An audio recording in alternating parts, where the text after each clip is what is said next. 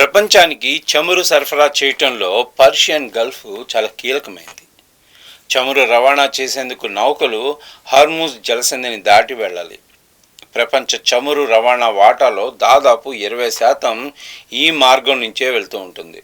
Iran, Oman మధ్య ఉన్న ఈ జలసంధి అత్యంత ఇరుగ్గా ఉంటుంది. దీని వెడల్పు కేవలం 30 కిలోమీటర్లు మాత్రమే ఉంటుంది.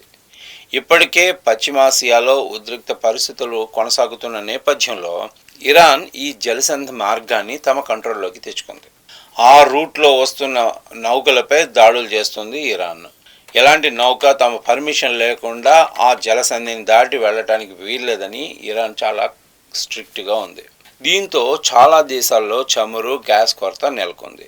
అయితే చమురు రవాణాకు హర్ముజ్ కాకుండా ప్రత్యామ్నాయ మార్గం లేదా అనేది ఇప్పుడు చర్చనీయాంశంగా మారింది. హర్ముజ్ జలసంధికి ప్రత్యామ్నాయ మార్గాన్ని మిడిల్ ఈస్ట్ దేశాలు ఇప్పటికే తీసుకొచ్చాయి. అదే పైప్ లైన్ మార్గం. ప్రస్తుతం దీనిపై ఇంకా పనులు జరుగుతున్నాయి.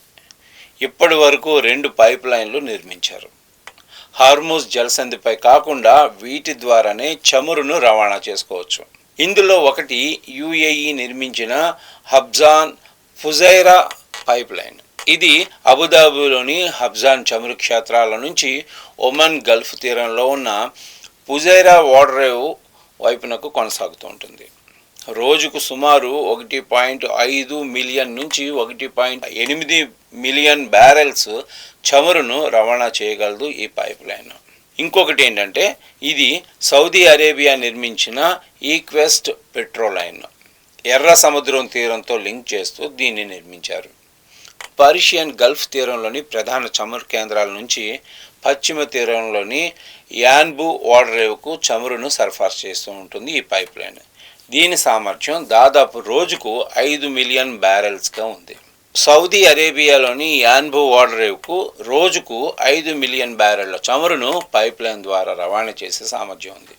కానీ ఈ ఓడరేవు అంత పెద్దదిగా ఉండదు. దాని సామర్థ్యం కేవలము 2.5 మిలియన్ బ్యారెళ్లు మాత్రమే ఉంటుంది.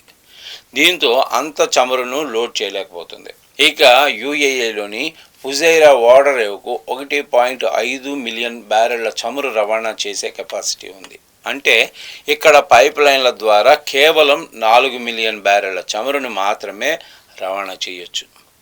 కానీ హర్ముజ్ జలసంధి ద్వారా రోజుకు 20 మిలియన్ బ్యారెళ్ల చమురు రవాణా చేయొచ్చు. మరో సమస్య ఏంటంటే పైప్ లైన్ మార్గాన్ని వినియోగించేందుకు ట్రక్కులు, ఓడలు, టెర్మినల్స్, ఇతర వ్యవస్థలు కూడా సిద్ధంగా లేవు.